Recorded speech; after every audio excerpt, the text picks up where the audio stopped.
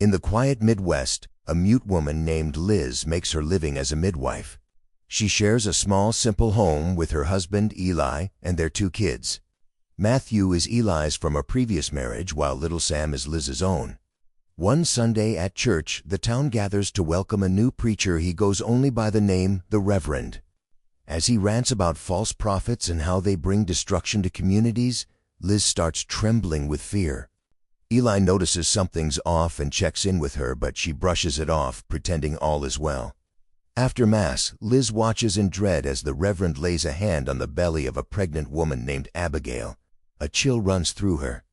Eli walks up to introduce himself and the kids to the Reverend, but Liz stays in the carriage, refusing to get close.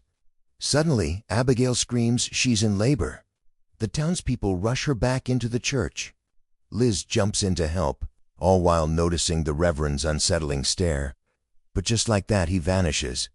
During the birth, it becomes clear the baby's head is too large. Liz faces a brutal choice: save the baby or the mother. In the end, she ends the baby's life to save Abigail's. Back at home, Eli tries to comfort Liz, saying it was God's will and she did what she had to do. But Liz is adamant it was the Reverend's fault. Eli dismisses her fear, thinking her nerves are getting the best of her. The next day, Liz tries to visit Abigail to check in, but her husband Nathan slams the door. He claims the Reverend already brought a doctor. Something isn't right. That night, Liz hears a noise and slips out of bed to check. Suddenly, crack! A bullet smashes through the window. It's Nathan, drunk and out of control. He has lit a carriage on fire and is yelling Liz's name like a man possessed. He blames her for his son's death and screams she deserves to burn in hell. Eli grabs his gun and runs to the window, trying to talk him down, but it's no use. Just then, the Reverend appears out of nowhere. He calms Nathan, gets him to leave, and puts out the fire with eerie ease. Terrified, Liz begs Eli not to let the Reverend inside. But Eli, grateful and naive, invites him in for a drink. While the men chat, Liz hides in another room. The Reverend tells Eli that Liz made a decision no woman should, choosing who lives and who dies, saying only God has that right. Alarmed, Eli goes upstairs to check on Liz, but she's already hiding behind the wall. The Reverend knows she's there. He speaks out loud he's come to punish her. But when Eli comes back, the Reverend leaves without a word. Later, Eli scolds Liz for being cold and not thanking the Reverend. Liz pleads with him they need to leave. But Eli thinks she's just scared of Nathan and promises they'll go soon after he finds someone to look after the sheep. The next morning is pure horror. Every sheep on the farm has been slaughtered. One pregnant Away had her belly torn open, her baby killed right inside. Eli assumes Nathan did it and rides to town with Matthew to confront him. Meanwhile, Liz blindfolds Sam to shield her from the gruesome scene, then heads to the barn to clean up the blood. Out of nowhere, someone slams the barn door shut, locking Liz inside. Panic hits. She peers through a crack, and what she sees nearly stops her heart. The Reverend is taking Sam away. Liz scrambles onto a stool stacked on a table, trying to reach the window, but she slips, crashing to the floor and losing consciousness. In town, Eli arrives at Nathan's house, only to discover he's packed up and vanished. There's no trace of him. When Eli returns home, he finds Liz just waking up in the now unlocked barn, dazed and shaken. She gasps, saying the Reverend locked her in, and frantically searches for Sam. Thankfully, Sam is safe, resting quietly behind the house. But something is deeply wrong. Later that night, Liz gently asks Sam what the Reverend said to her. Sam stares at her mother and asks, "Are you evil?" She explains that the Reverend told her Liz killed someone and that he had come to take her back where he came from. Liz is horrified. That night, when Eli falls asleep, Liz slips out of the house.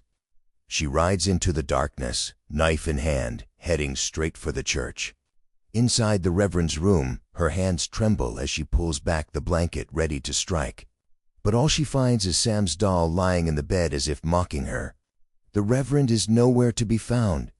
While Liz searches, the Reverend has already made his move. He sneaks into the house like a shadow and silently watches everyone sleeping. Eli stirs after hearing a strange noise. With gun in hand, he checks on the kids. Then he notices the lights are on in the barn. Something isn't right. He walks in cautiously, but before he can react, the Reverend jumps out and stabs him again and again. Eli, bleeding and gasping, begs to know why. The Reverend whispers chillingly, "Because she loves you." Liz returns home to a nightmare. Eli lies on the ground, barely alive, his intestines wrapped around his neck like a noose. He looks up at her, eyes full of pain, and begs for mercy. But Liz can't do it, she just can't. Suddenly Matthew walks in. He steps forward and says he'll do it. With Eli's final breath, he pleads with Matthew to take the family to Grandpa's house. Matthew lifts the gun and pulls the trigger. Just then, Liz hears Sam calling her name. She runs outside and sees the house engulfed in flames. They grab what they can and flee in a carriage, racing away from the blaze. Behind them, the Reverend picks up Sam's doll from the ashes and watches the inferno with a twisted calm. In a haunting flashback, we meet a young girl named Joanna, wandering through the desert, starving and alone.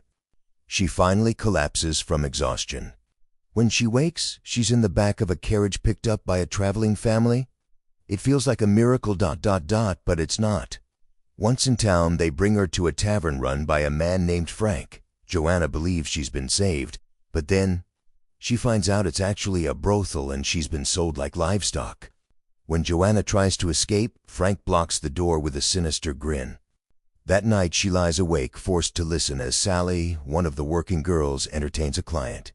Later, Sally comforts her and learns Joanna has started her period, something she promises to keep quiet. Joanna begins working as a waitress, trying to survive. One night, a customer demands Joanna. The Frank says no and gives him Sally instead, forcing Joanna to watch the whole thing. The man glares at Joanna, then slaps Sally. Terrified, Joanna grabs his gun and points it at him. Instead of fear, he enjoys it, grinning while choking Sally and daring Joanna to pull the trigger. But she freezes. The man finishes and then lunges at Joanna, trying to force himself on her. That's when Sally grabs the gun and shoots him dead. The next day, Sally is hanged in public for murder. Joanna, filled with guilt and rage, mourns her only friend. But the nightmare doesn't stop. Frank assaults her afterward, taking everything she has left. Years pass and Joanna becomes one of the working girls, using all of Sally's old tricks. One day she watches Frank kill a man in a duel, only to realize he cheated. He had someone shooting from a window. Her only true friend now is Liz, another woman trapped in the same world. They dream of escaping together someday. One wild night, a drunk man grabs Liz. She bites his tongue hard. As punishment, Frank drags her outside and publicly cuts out her tongue in front of everyone. A doctor later gives her a sign language book, and Joanna learns alongside her, vowing never to let Liz be silenced again. Later, Liz makes it clear she wants Frank dead. She and Joanna go to see a matchmaker, hoping to escape the nightmare. The matchmaker finds a man named Eli who agrees to marry Liz. But Liz has a plan. Joanna will come with her, and they'll pretend to be sisters. It's their only way out. But when they go back to pack their things, Frank calls them in. A wealthy client is waiting. It's a Reverend.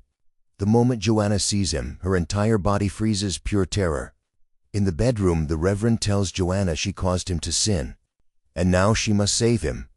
Then he starts hitting her with a belt. Just as things spiral, Liz bursts in and slashes his face with a knife. But the Reverend turns on her, grabs her, and forces the knife into her chest. Blood everywhere. He tries to drag Joanna away, but she fights back and slits his throat. She arranges their bodies to look like a murder-suicide, steals the Reverend's gold, and sets the room ablaze. Flames roar as she walks away. Joanna visits the doctor and begs him to cut out her tongue. When he refuses, she does it herself.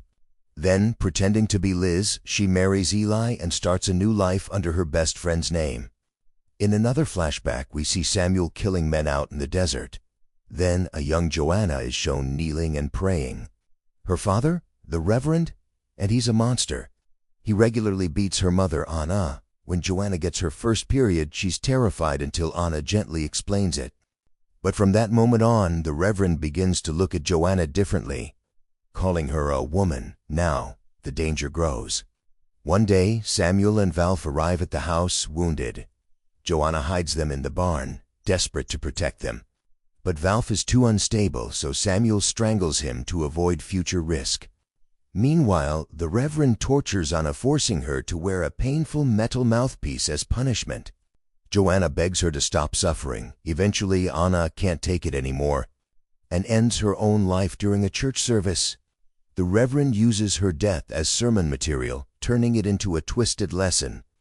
That night, Joanna tries to find comfort in Samuel, attempting to seduce him, but he gently rejects her, not wanting to take advantage.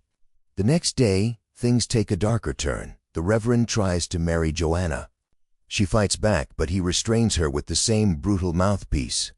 Samuel storms in with gold, trying to buy Joanna's freedom and expose the Reverend. But the Reverend stabs him, kills him, and drags Joanna off. Then he assaults her. It's the ultimate betrayal.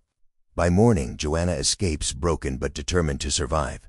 Back in the present, Liz, now Joanna and the children, flee through the snow. But disaster strikes. Matthew steps into a trap and is killed instantly. Heartbroken but unstoppable, Liz pushes forward and finally reaches Eli's father's house. But the Reverend is still hunting her. He arrives and murders Eli's father, then captures Liz and Sam. He ties Liz to a tree and begins abusing Sam right in front of her. Liz breaks free, sets him on fire, and then shoots him straight through the window. It's over, or so it seems. Months pass. Liz has turned the house into a sawmill, carving out a new life.